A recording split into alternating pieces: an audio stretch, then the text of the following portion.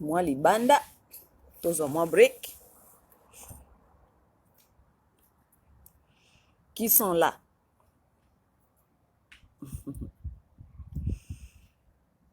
Ah.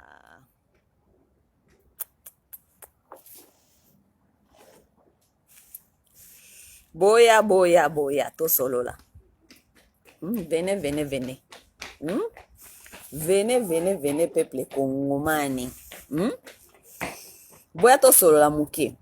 Naza libanda, naozwa mwa mopepe, mwa moi, tala kaka. Masawa muindo ya ngolo, tala kaka. Tala kaka ba hydroquinone te. Les femmes naturelles, c'est nous, hein. N'est-ce pas bien? Bandeko ba bolingo. Tikana pesa baser na ngambote. Mamu dogo Chantal. Jambo mamu dogo Chantal Murunda. Dada Sifa Machara. Bonjour. Hello my people. Ben, jambo my people. Comment vous allez là-bas? Dada mpenzi. Kipeni Lubula. Jambo dada yangu. Mbote na biso nyonso bandeko na ngai. Mireille Mundi, Muana biso ya Washington, talaka kasere ya tous les jours, tous les temps. Biso nde bakolo Washington, ngana Mireille. Bon, bandeko ba bolingo to solo la, na to seka mwa muke, oyeba masolo nyonso za bapeka ya serie te, moto ko bandaka na mambo osekisa yo suka kana mambo ya serie, mais tala kaka to solo na makambu ya. To solo mboka na biso. Bandeko ba bolingo. Bakangi Tshala-mwana. Soit disant bakangi na yebite ndenge toyoki ke bakangi Tshala-mwana. Mena ngana esabino ke bakangi Tshala-mwana eza makambo to sola nanu makambo. Avana naloba na makambo ya Tshala-mwana. Na ngana expliquer nanu batu boy ba frère na biso. Ba frère na biso ba congolais, boza ebele ba congolais parce que tozali boy biso ba congolais toza babenga ngo diverse. Toza diverse people. Tozali batu, toza na Bangala, Baluba, ba Congo, ba Swahili et tout ça, OK? Pour l'instant, quand nous vérité, ba mibali na biso ya Baluba, ba filming ba fandisi bango na bench. Ba fandisi bango na bench parce que ba obeta mabe. Ba se bele ba komo banga ko bala ba mibali ya Baluba. Tout siko ndenge tozali awa basi mingi ba komi ko banga ko bala ba mibali ya Baluba. Donc, lokola eza na match national était, tant ba mibali na biso bazaka na terrain ba obeta bale po ba gagner ba momi. Ba mibali ya Baluba ba fandisi bango na bench parce que basi bakomi ko banga bango. Donc terrain tikali kaka bamibali ya Bakongo, bamibali ya Bangala na bamibali ya Baswahili.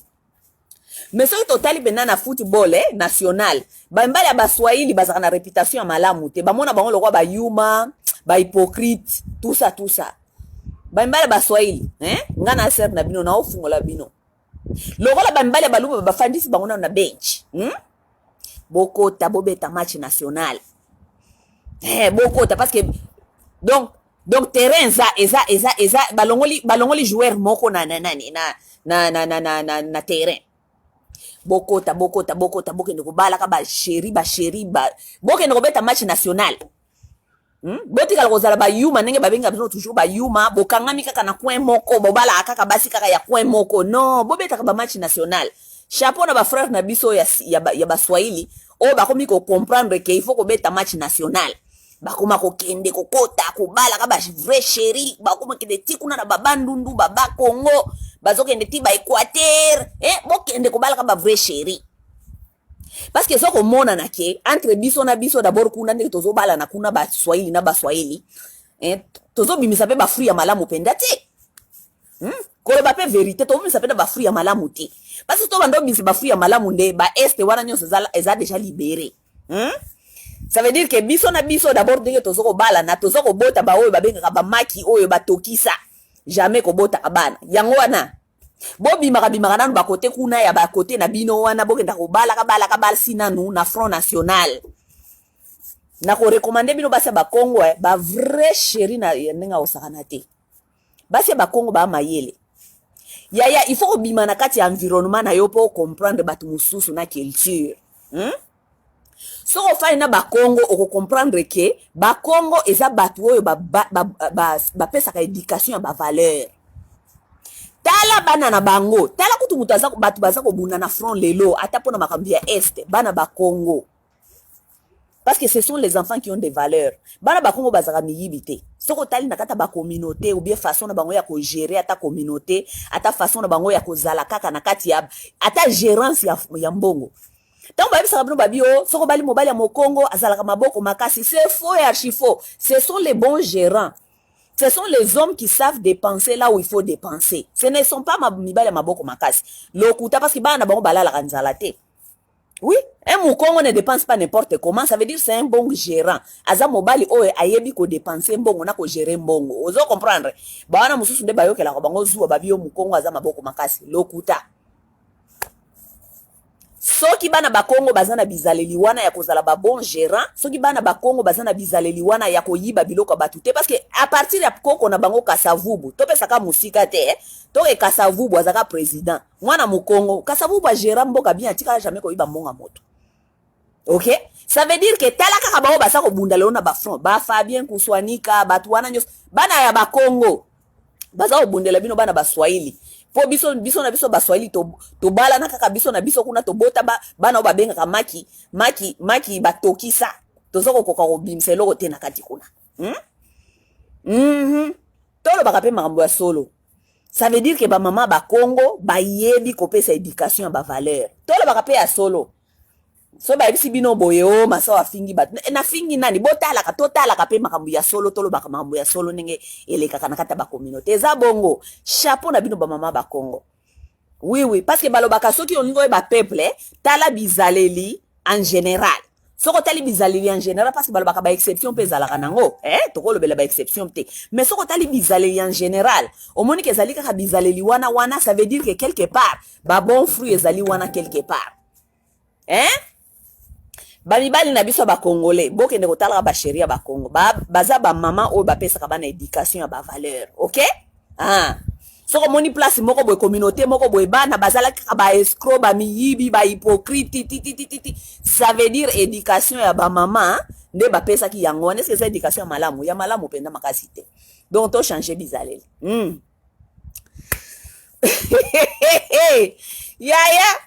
Naosela ba sheria ba Congo publicité.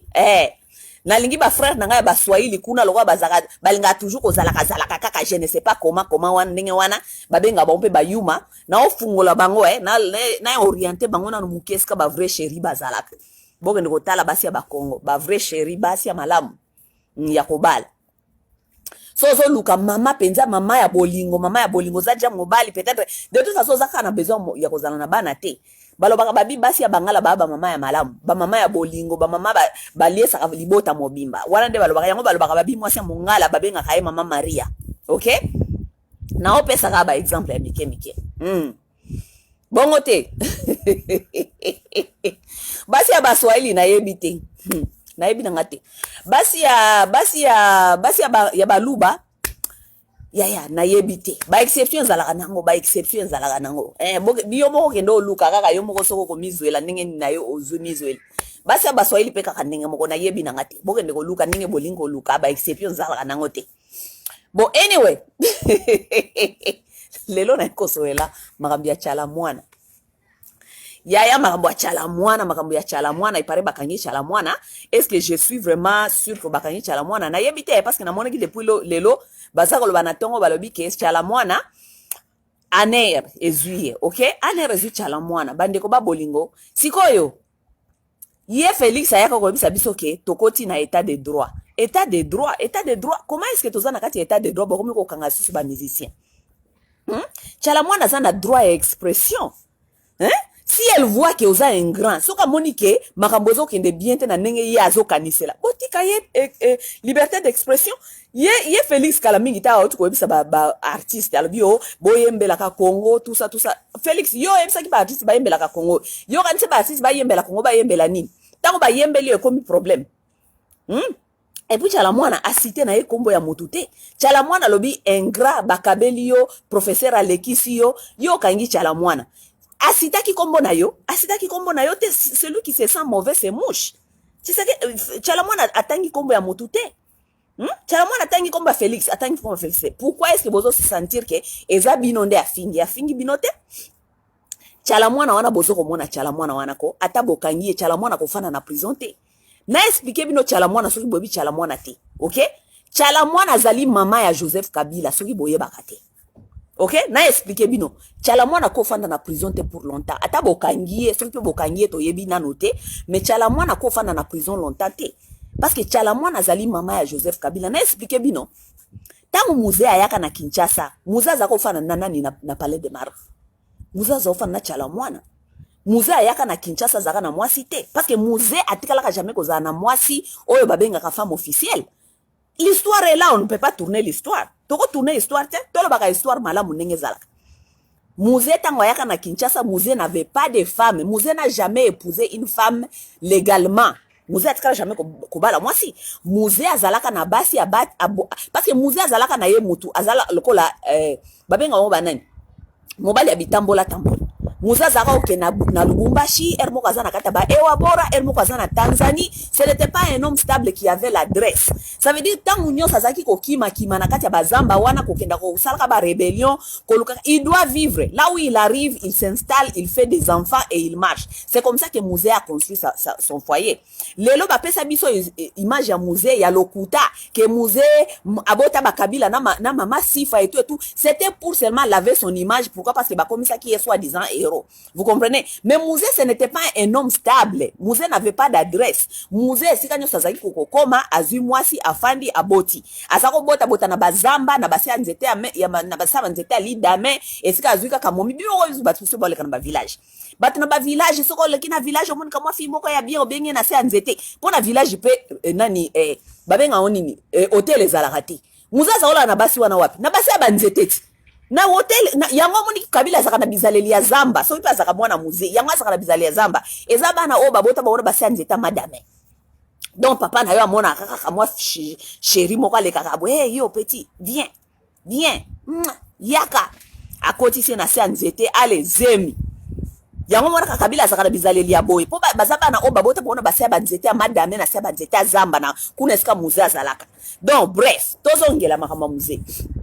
Tant Muze a skoti Kinshasa, Muze yaka na femme officielle te. Tant Muze kuto salaka interview so ki na BBC batuni et la première dame. Muze yemo ka loba na interview abine pour moi une première dame n'existe pas.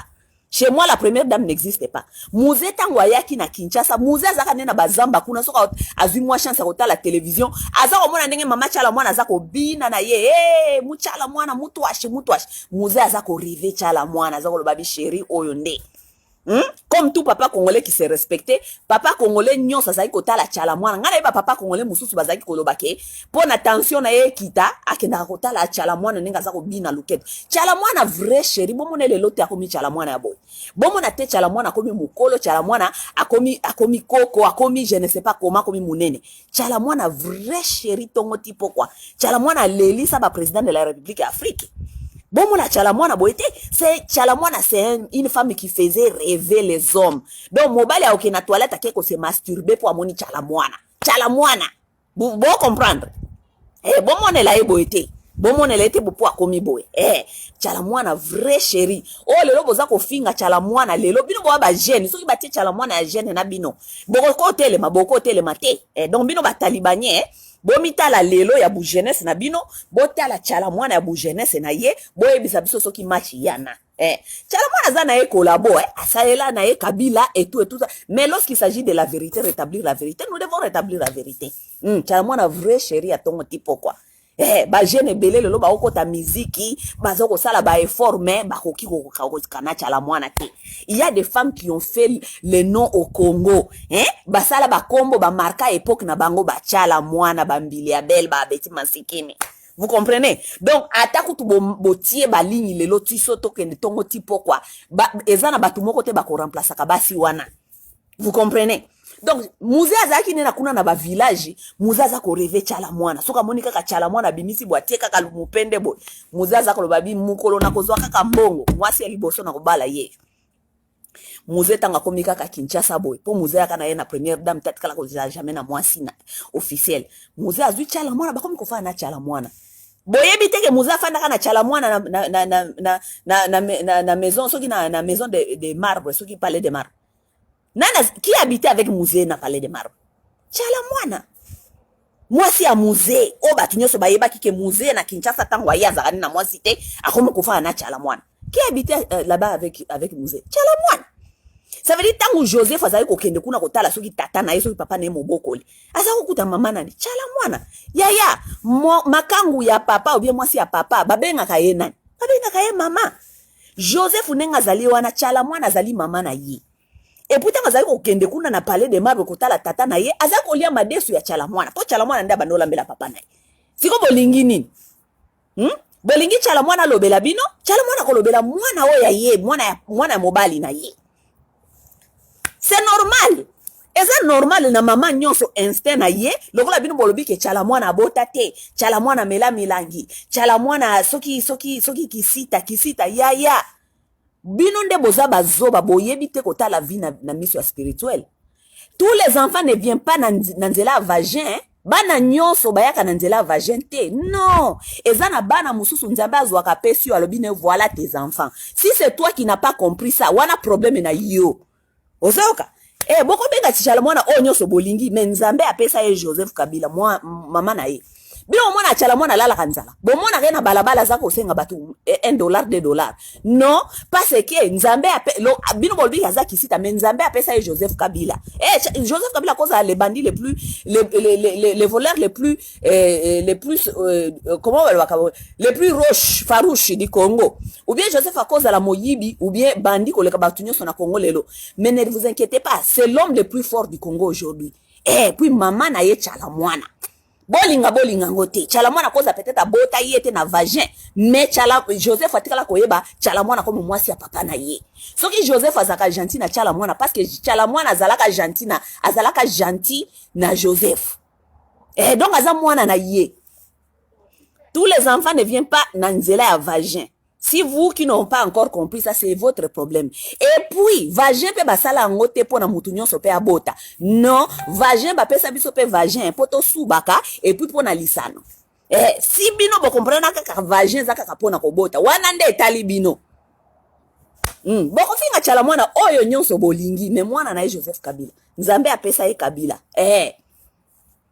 Tshala-mwana za pauvreté afanda Tshala-mwana soka linga kama makambo bo pesa ngambongo na yemba bo pesa mais Tshala-mwana lala kanzala te boyoka Tshala-mwana yeba osela ye cotisation na Facebook bo pesa mbongo bo Tshala-mwana za maladi non Joseph Kabila azwaka soin Tshala-mwana ndambo Joseph Kabila pesa ka Tshala-mwana aza reconnaissant kaza mama na yi Mwasi ya papa babengaka ye mama mobali ya mama babengaka ye papa bongo nde eza bongo Tshala-mwana abota te Yesu abotaka nani Yesu abotaka te oui Yesu abotaka nani Yesu grand prêtre tongo tipo kwa bino nyonso bolelaka Yesu ti lelo Yesu abota nani Yesu abota mutu te yango ba bise bino mutu nyonso aka na mokili po na kobota non te Tshala-mwana zana bana na ye bana ya musée yende mama na bango. Comme tout maman qui se respecte ou a défendre kabana na ye, moi no azala muyibi, azala violeur, azala je ne sais pas quoi, Tshala-mwana pas na droit ya ko défendre bana o ya kanisi ke bazaba ne bazaka bana mobali na ye. Donc to bo comprendre ye kaka na ndenge wana quoi, bo comprendre ye kaka na ndenge wana. Ndeka yo ko défendre mwana no ya muyibi, Tshala-mwana pa défendre ka mwana ya muyibi. Bino nde bozalaka samboul, bino bataliba, bino nde bozalaka samboul. Tangu Tshisekedi le père, soki Etienne Tshisekedi, azako bota n'importe comment parce que Tshisekedi le père azaka bana 38 boyebi ki azaka bana 38. Bana 38 wana nyoso ba etufa bango ba etufa bango po mama Marthe motema mabe. Mama Marthe mama mabe motema mabe. A etufa bana wana nyoso ya Tshisekedi abimisela biso kaka 6. Bao ya yeba bandi wana 6 nde abimisa. Me bana Tshisekedi mususu bazali ebele. Oyo ba yeba nite ba mususu bare bazaka na ba Canada wa batanga ba kelasi baza batu mibimba. Me mama Marthe même pas ba yokana.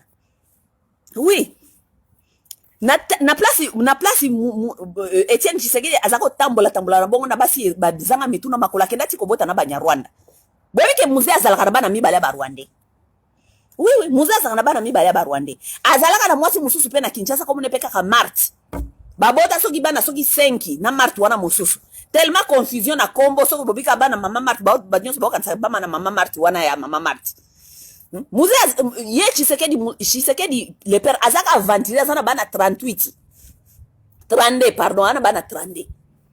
entre 32 na 38, où est la différence? Il n'y a pas la différence. Hein? Azana bana 38. So yé pas zalaka mayele. Ndalingaka zwata mbili ya belle.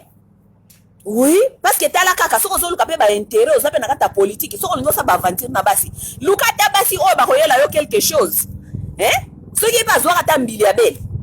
Ndesko mbili ya belle siko bazana terrain na yena Tshala-mwana oya bwaki mwana na yo ya bwaki mwana na yo ya bwaki mwana na yo bwaki mwana na ye. Il n'est jamais aussi trop tard dans la vie. Qui est Felix Tshisekedi? Azana ba oncle te. Azana ba oncle te belé. Azwa oncle na ye moko. Eh? Ata akomi déjà kobo est fatigué. Après ça y est mbiliabel. Stratégie, pièce contre pièce. Bozi oncle na bino moko ya mobange ale bokabeli pe mbiliabel. Comme ça mbiliabel pe azui moi lupemba wana.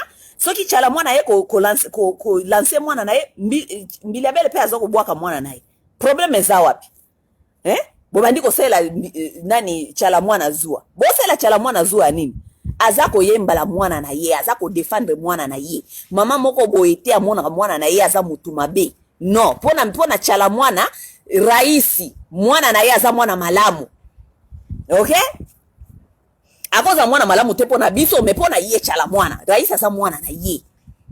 Raisi aza mwana malamu, pona ye aza mwana malamu. Ata bobisi Tshala-mwana nini timu kola kokufa, raisi akozala kaka mwana malamu pona Tshala-mwana. Vous devez comprendre ça comme ça. Donc botika ye tranquille. Ata bokangi ya kofana na kasho wana longtemps te parce que mwana na ye Joseph akinobimisa ye kuna. Parce que Joseph a soutenir ka Tshala-mwana po azala aza mama na ye. Moi ça papa ba bengaka ye mama. Vous comprenez? Yangwana makambo ya Tshala-mwana ete ya biso ba mama oyo bokotaka ba mabala okoti mabala na okuti mobali na bana ya so okuti mobali na bana bokola linga bana wana baza bana na yo bana nyonso bayaka na nzela vagente. Vous comprenez? So okuti Mwasi na bana bokola papa zwa bana bokola koma papa Joseph kuta bokola ka Yesu asalaka makelele te bongo yo Joseph grand prêtre. Soki Joseph ayeba na keza po abokola ka Yesu. Yo mona Joseph ayeba na po balobaka mwana Joseph nde kingandi. No. Joseph ayeba na po abokola ka Yesu mwana na yete. So okuti Mwasi na bana bokola papa bokola bango linga bango bakokoma batulobi yo po okoma mutu. Ya Mwasi. So okuti mobali na bana bokola linga bango. Bana nyonso bayaka na nzela vagente bana mususu bakoya bwenzambe azui akabeli yo alobi na yo ma sœur voilà tes enfants. Oui, zwa bokola parce que nzambe nde yaki na bango na nzela na yo. Bana nyonso baza bénédiction. Ezala utaki na vagin, ezala utaki na vagente aza bénédiction. Soki nzambe aye bango na nzela na yo bokola.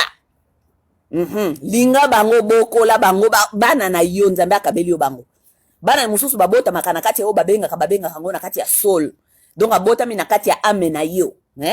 Soki ndeko no akufa ka atikeli yo bana bokola bango bana na yo. Soki mobali ayaki na bana bokola bana na yo. Eza bana na yo nzambe apesa kiyo. Soki yo moko bandiko lelo na bota te.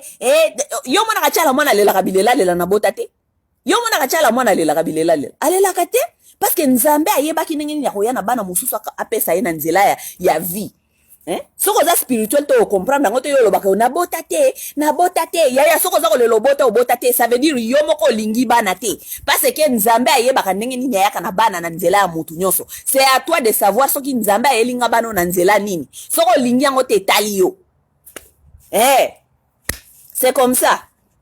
Ya bo continuer ko bote biso to ebite nzambe akoyela biso kaka bana na banzela mususu to bokola na biso. Oui, nzambe akoyela biso bana nzela mususu. Ngai kutu deja mobali nangaza aji ana mwana. Nakobokola ebe na kitoko penza kitoko. Nakobokola pendaza. Soki nzambe asali ke to balani mwana nanga. Nakobokola penza kitoko na kosasure ke mwana naza na tout na accompagner na nzela nyonso. Azala moyibie, azala nini na kozala kaka wana. Oui, parce que mwana na soko komi bien, papa na aza bien, ngape na ko profiter ka na nzela papa na. Ezala ka bongo yaya. Soki yo yebi wana te wana etali yo.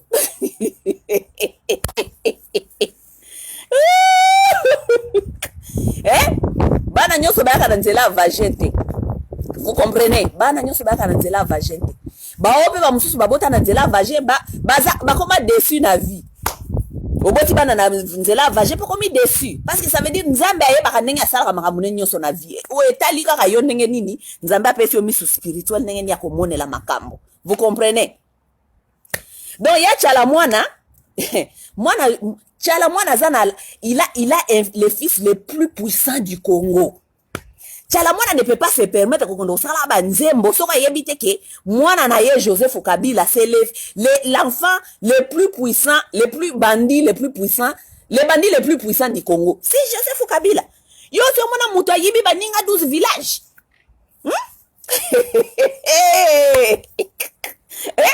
Yo te mwana muto yibi baninga 12 villages. Na encore akanyipe 12 villages. Le voleur le plus puissant au Congo aujourd'hui. Wana bazako bundela poste qui voleur. Nana kozala le voleur le plus puissant. Mais non. Tshala-mwana kosa buzoba te soka yebite sika nini mutu na efandi. Oui, Tshala-mwana zako sala ba folie na ya suka boye. De toute façon Tshala-mwana n'a plus besoin de vous. Parce que Tshala-mwana de toute façon il n'a jamais eu les confiance de Baluba. Est-ce que Tshala-mwana a confiance à Baluba? Cela doit d'abord vous dire quelque chose. Parce que vous les Baluba vous dites toujours que nous sommes soudés. Mais Tshala-mwana qui m'a bino depuis kala po yebi bino na bizale ya mabe. Tshala-mwana kima na ebino akenda na ye esika akenda na ye koluka na ye vi na ye esika là où elle se retrouve. Là où elle se retrouve. Tshala-mwana azali mama ya Joseph Kabila. Bozo yo kango? Tshala-mwana za mama ya Joseph Kabila. Makangu ya papa, Mwasi ya papa aza mama, babengaka ye mama. Et puis soki mama ngo azaki mama malamu. Bana ne bakoboko la malamu. Bino kasi Tshala-mwana na besoin na bino ya ba taliban ya mike. Asa na besoin na bino te. Tshala-mwana aza na besoin na bino te. Tshala-mwana abota te. Azo souffrir te. Vous voyez Tshala-mwana en train de souffrir? Azo souffrir te. Aza oliane mike na ye ya mwana na ye Joseph aza ko sunga ye ti mokola ko kufa. C'est comme ça. Donc elle aussi comme maman ya Joseph aza na droit na ba responsabilité na ye pas protéger mwana na ye. Ndenge kaka ti mokola ko kufa soki pa otikela Joseph na ni toyebite. Ndenge zali bongo. Donc ba taliban bo souffrir mamu nationale akotikela bino tante. Mamu nationale akotikela bino tante parce que bino moko bolui ke ba musicien ba banda koyembela ba problème mboka. Bino bolobi ba musicien ba noyembela problème mboka. Parce que ye Tshala-mwana ayembi déjà problème déjà que Felix yemo kaza problème. Oh, problème est ça. Et puis madame Tshala-mwana lobi est-ce qu'il y a kosi? Ce que Tshala-mwana vient de dire là, c'est ce que nous disons tous les jours. C'est seulement elle a mis ça dans les chansons. Est-ce qu'il y a plus ingrat comme Felix Tshisekedi, ça existe au Congo? Est-ce qu'il y a un ingrat comme Felix Tshisekedi? Tshisekedi, c'est un ingrat. Bota la parcours, il y a Tshisekedi partout, Tshisekedi a l'équipe. Il n'a remercié personne. Il se pense que c'est lui, donc je ne sais pas, il est tombé du ciel ou bien quoi. Tshisekedi a commis wana parce que batombolier bamemi Tshisekedi zali le barango Tshala-mwana aux 8 mètres à Kabelio ba point. Aux 8 mètres à Kabelio ba point. Ou lui remercier maître pour ayibi victoire à motomusu soit Kabelio. Oza ingrati na niveau wana. Oza ingrat ozu muninga kamera okangisi oui kamera za moyibi me boyiba kina ye. Parce que lelo ezoko la sa ba budget nyonso boza ko détourner ti lelo na présidence. Kamera ndaza kuna za ko lia ba budget wana nyonso na présidence. Si boza miyibi bino nyonso. Mais ingratitude okangi muninga moyibi yo tiki baninga na musu miyibi wana baza ko yiba. Qui est en train de voler tout cet argent à la présidence? Pour elle bozo kanga bangote. Ingratitude. Ingratitude ya Moïse Katumbi kaka nde ondre aye ko zongelo lisusu parce que azo na éviter Moïse Katumbi mutune za ndenge nini ingratitude bolia ba mbonga Moïse Katumbi bolie bo use Moïse Katumbi bo use ye Félix oza ingrat plus ingrat que toi il y en a pas bata IDP sonne so ba kufa na kati ya IDP silikolo na yo Félix ata reconnaissance lelo ezate toi tu n'es pas reconnaissant. Lorsqu'on vous rappelle que vous n'êtes pas reconnaissant, c'est facile pour bozoka mwanini. Tu n'es pas reconnaissant. Les gens qui t'ont reconnu, qui t'ont voté jusqu'à 100%, na ba kasa ikuna. Kasa ya quoi? O reconnaître bango na ni récompense ni opesi kasa ilelo. Récompense nini? Na ba kasa yengu tuti lelo bozali ko yembelaka Felix. Nazo comprendre te parce que eloko moka malonga nini qu'est-ce que vous avez bénéficié de chez Felix? Les Kassaïens, vous bénéficiez quoi de chez Félix? Et le côté? bofani bozo kotiela biso ba photo ya Denise aza kolia mbongo na ye moko ya yo ya mwasi yo kangami na photo ya Denise. Tu bénéficies quoi dans ça? Hein? C'est Denise qui est devenu millionnaire. Toi, tu es devenu millionnaire. Yo comme millionnaire. Yo comme millionnaire, te. Tango ye Denise a kolongo wana zimbongo na yaki kofana na bana ne baki kolia libela. Yo, donc yo bénéficier kaka photo. Peut-être y a bénéficié la photo. Regardez. Regardez là. Aza kitoko koleka yo. Azana boye koleka yo. Ya ozo bénéficier eloko nini parce que Denise a comme millionnaire bongo yo. Kuna pas na bino na Kasai kuna iska bo voter bango ti na 100%. Les Kasai a bénéficié quoi jusqu'aujourd'hui. Et l'autre côté kaka nzala na nzala, le même problème. Kasai a bénéficié quoi? C'est un ingrat. Les gens qui t'ont voté à 100%, tu es un ingrat. Tu es un ingrat. Nasa wa sabina na bino Denise obokumbisa la kabiso mikolo nyonso. Denise il fallait pas fana na Kinshasa. Parce que les Kasai, ce sont les deux provinces les plus pauvres du Congo. Denise, il fallait pas kangise bisaka. Ake ne kofanda kuna na Kasai. Bozo na bino nyonso ba mama fachi beton, ba papa fachi beton. Boke ne nano kobongisa Kasai. Nzaleleki kuna tellement mingi. Bozo ngisa batu na bilanga. Bozo ngisa batu bazala na biloko basics. Bozo ngisa ba infrastructure basics. C'est ça que vous devez faire. L'ingratitude. Wana de ingratitude. Bo reconnaître bangone loko moko te boko longwa pe wana boko tika pe loko moko te na Kasai. Yango ba Kasai mingi bakomi révolté parce que baza ko mona ke baza ko soutenir bino pe mais eloko moko te Felix akolia mbongo na ndenga lingi pe akimi na ya zongi parce que Felix akomo msa bino ka ofana na Goma. Akoma gomatricien.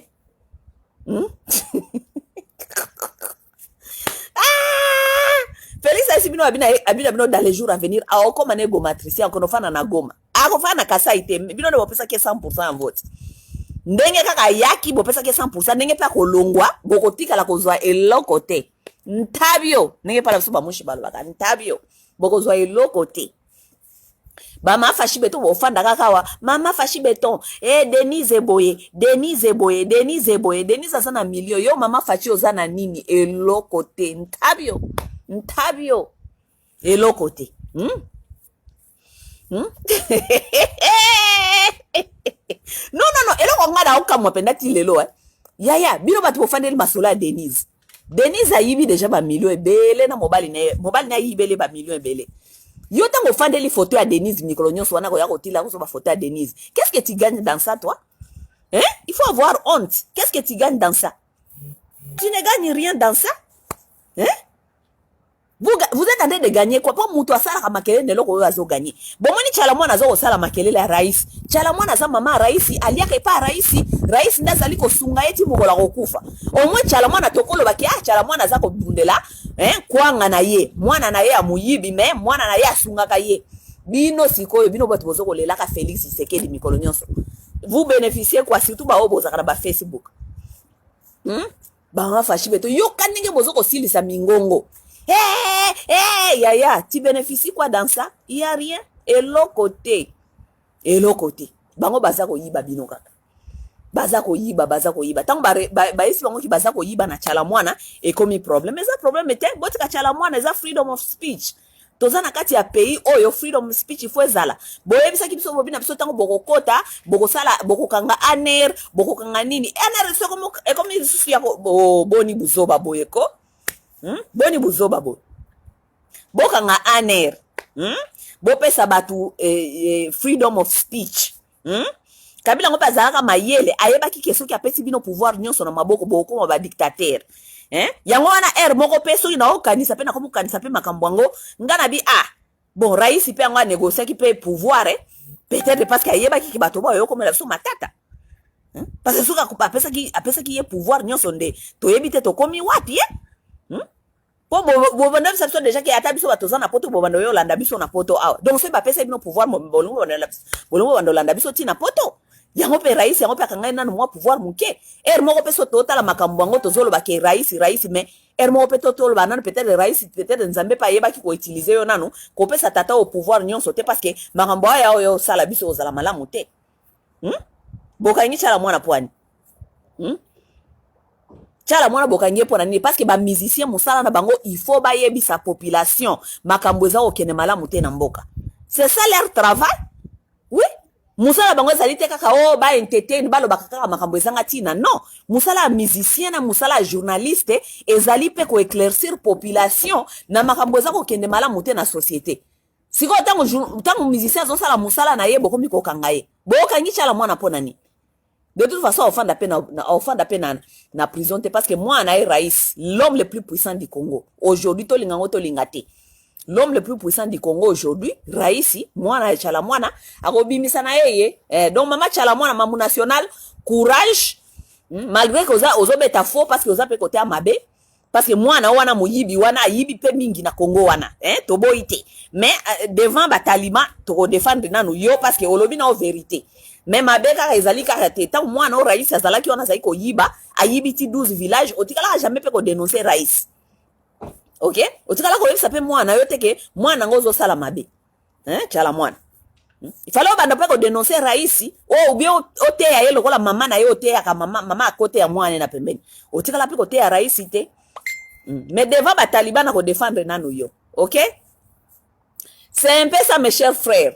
Pona lelo na suki awa na ina continuer marche nanga, il fait tellement beau, ngana muta ba marche, muta okota kakota ba zamba, muta ofanda na moi na profiter na vitamine D parce que kala mingi te soleil ko sila, comme ça to profiter na vitamine D avant soleil et sila. Bon côté.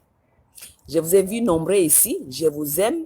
To la ndaka information to e bandenge nini match ya Tshala-mwana na na Felix aussi là, mais Tshala-mwana, ah non, obeti vrai, maman, obeti vrai. Vous voyez maintenant la force, est-ce que vous comprenez la force, il y a des artistes. Tant que tu as kofi, beta moi loko moko noki noki. Tant que tu as faire, beta loko moko dada noki noki. Vous comprenez maintenant la force d'un artiste. Ceux qui artistes à l'obi qui a la moussa penda peuple mayele, ça ne prend pas des années et des années. Ça prend seulement une chanson. Pour peuple yoka comprendre bien nzoka ndeza boy. Vous voyez? Oui. Soki tozana ba artiste belé bena na Congo boy, babandi penda ko simba ko beta dada ba politiciens mingi ba ko changer bizaleli. Beaucoup de politiciens vont changer leur comportement parce que artiste azali mutu azali ko influencer société. L'artiste influence société. Tant on a fait Koffi Olomide ngabine Koffi Olomide mwana ya nyamulenge ya muke oya za kobeta komini minembwe ako leka yo te Koffi Olomide comment est-ce que moi petit wana muke wana komine minembwe tala ninga influencer communauté na bango nyonso ti kuna na Rwanda bango nyonso bakomi koyemba komine minembwe yo Koffi Olomide tata mobimba kaka koleta la koso ba la bionda yo poko beta kamwele ko moko boy dada te ola musamili mo batu bakongole nyonso bakufa parce que to yebi pouvoir et artiste to yebi pouvoir et artiste. Yo kaye oh biso tozana biso ba politicien te yo Koffi Olomide yo olobi oza politicien te mais buzo bakaka nde boye baka koyemba yembela makambo ko la musa peuple mayele yo oyemba ki nzembo ya élégance. Koffi Olomide tu viens de chanter, tu as chanté la chanson d'élégance ezo cartonné lelo na YouTube nzembo élégance tu connais qui élégance Elga Mwasi ya Kabila ya Goma. Yango kimi Congo kimi Kinshasa parce que oyebi problème ya élégance na mama wa roho Olive. Oyebi problème ya élégance na Olive. Olive akenda likolo azwa élégance akenda ti Goma ko kende ko mema ba bulldozer kuna bakende ko buka ndako mama élégance. Koffi Olomide buzoba yande ngwana ndebi ko yemba. Oke ko yemba élégance o kimi Kinshasa o kimi Olive Lembe. Oye ko bata mana ba poto awa. Wana nde oyebi koyemba. Nzembo wayo ya Koffi Olomide pesa kisindi lekera yemba élégance ayembeli likango wa Kabila. O élégance ana la élégance peut-être afina ke moi la Koffi Olomide ayembeli élégance. Yo kana nzembo cartonné. Si makimi Olive Lembe kuna oko sabiso ke o ayeko fana na poto. O kimi nde Olive Lembe po yembela likango wa Olive Lembe. Ulio bimisa énergie wana nyonso oyemba ngona eloko oyo eko faire bouger ba congolais mutu ba comprendre yoko fiolo bide soko yemba ma minembwe est-ce que oyebi ba cadavre nyonso ba congolais wana ba kufa na mitu okola musa batu combien Yo Koffi Olomide lelo soko lobi kaka minembo eza ya ba Congolais. Minembo eza mboka na biso il faut to bundela yango. Beta bor mokoti. Koffi beta bor. Beta bor Koffi. Comme ça qui m'a la poto libela soko lingo qui m'a la poto libela qui m'a la poto libela.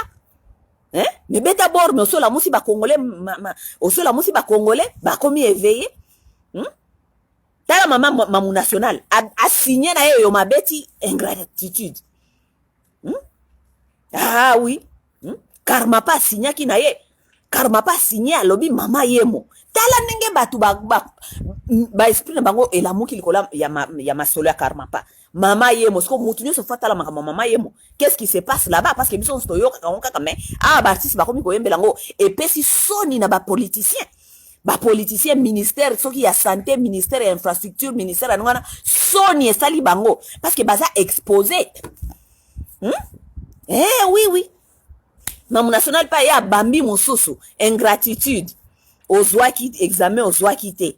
Ba Congolais ba comprendre balobi tala ba se sentir les gens qui se sentent mauvais se moucher ba ke kokanga bato parce que bino bozana pouvoir ya kolamusa peuple. Soki peuple on est là les apona bino ba artiste bokoma ba artiste ya miniato ba artiste ya kosombaka na ba $1 $2. Oule bo utiliser pouvoir na bino oyo nzambe apesa ki bino parce que bozana pouvoir boza 4e pouvoir na mboka. Comment si bakosa no 4e pouvoir bozana bozoko kakola musa peuple te. Na bino na ba journaliste bokoma ka ba journaliste ya lokuta ba journaliste ya lokuta na ba musicien ya lokuta. Révolution e bandi karma pa bandaki mamu national alandisi Koffi tosoko zela yo beta minembo parce que mwana na ya munyamulenga za koleka yo. Bana munyamulenga bako leka yo te Koffi Olomide. Yo mto influencer Afrique mobimba. Ebo mwana munyamulenga moko Abimi je ne sais pas soki wapi afanda ka soki na ghetto moko ya Kenya abandi ko yemba bakaba banyamulenge et vipe en plaire. Koffi. Yo kaka soni ko tato yo kaka soni. Bon eza nango ndenge wana bon mais courage kaka ba artiste to pesi bino courage to ataku to artiste soko yembi makambi ya solo soki bakangi yo to soutenir yo kaka parce que lobi ya solo olamusi peuple mayeli. OK bongo eza bongo donc toto encourager bino bo se décourager te bo beta ka mwa biloko mo boy da to ndima te bakanga artiste pour na vérité na ya lobi to linga te bakanga artiste parce que azana asali asali babenga freedom of expression. OK biso tozala batu ya freedom babenga freedom of expression. Kanga te pona freedom of expression nga so nga na sepelite bosiko soki yo esuyo yo ifo mitu ne suyo pona nini soki esuyo pona nini esuyo pona nini. Mamu national asola kana mwana e rais bango kuna bayebi asa mama na ya rais ayebisaki apesaki Joseph ayebisaki ke Felix azwaki 13% akabeli ende ko kabela Tshala-mwana koloba makambo ayebi te Tshala-mwana koloba makambo ayebi te Tshala-mwana ayebi makambo aza koloba. Il connaît ce qu'il est en train de dire, elle connaît ce qu'elle est en train de dire. Bosko ba pesa ki opona nini pona wana sko ekomi nde makamususu parce que il fallait rais ayeba ki ozali faible ako utiliser yo siko rais akoti yo na mutuka boza na kata mutuka bino mibale oza lokwa chauffeur simolingyo banda kubundela ka volant nana ngwatinda ki okota na mutuka rais yo ngo bundela volant ya rais te oko bundela volant rais te il fallait obsa rais kita na mutuka oyo ngai na tambusa. Mais yo rais ya biso kota na mutuka oyo comme ça tant ba congolais ba komona nga na mutuka na yo ba kobeta nga masasi te po basi ba lembinga yo po mati metako mati na mutuka ofandi place ya passager olingyo banda kobundisa ka mukolo mutuka obotola ye volant ezalaka te mukolo volant ko rappeler yo ke yo kota ki mutuka o eza ya ngai oyeba ki pourquoi kota ki awa na kati.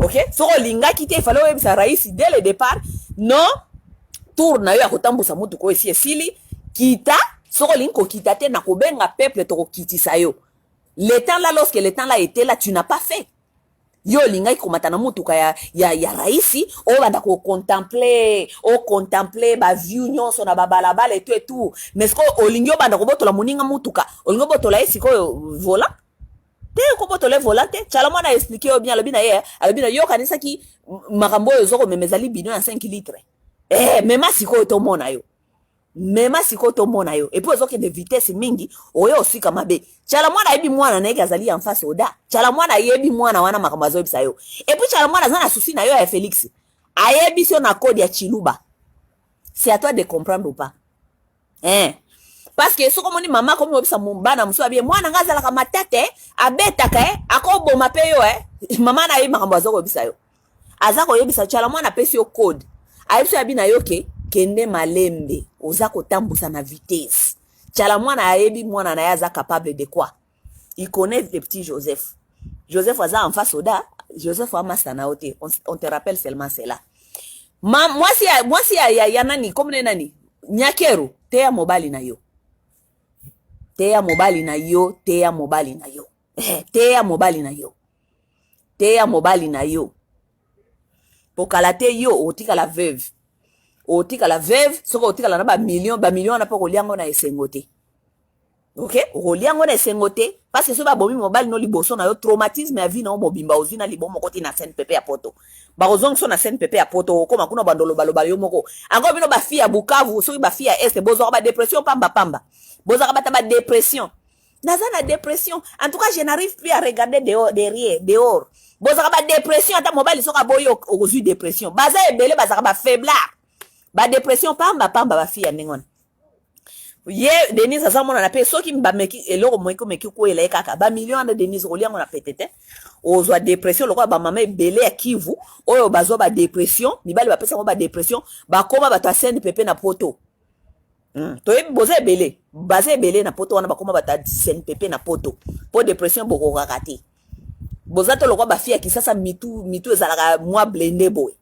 boza ba weak boza ba faiblard donc pekisa déjà mobali na yo so mobali no aza mayele so oko kama kambu ya raisite akitisa eloko akitisa nani wana akitisa babenga onini akitisa bapwa wana nyonso ko kitisa bapwa wana nyonso likolo ba a démissionner bosi bolia ki pe 2 ans bolie pe mbongo ebele baso la kisabiso makambu ndenge ni bolie mbongo nyonso kuna na présidence bozo ko lia mbongo lokola nguba balobi kutu maison civile nde ezali maison oyo ekipaka eza na mambati ka mbongo moko kuna pona équiper famille ya président babi kuna donc budget donc bo dépasser tellement famille Tshisekedi eleki ya munene famille une famille polluante qui fait que voler batikala ka jamais kozala tane loko na vie na bango donc bakomi wana kaka koyiba mais 2 ans koki ya boyibi wana boye ba ko investir parce que moyibi azalaka boye moyibi ya mayele azalaka boye moyibi ya mayele ata yibi $100,000 ayebi nene ya ko investir $100,000 wana akoyiba $100,000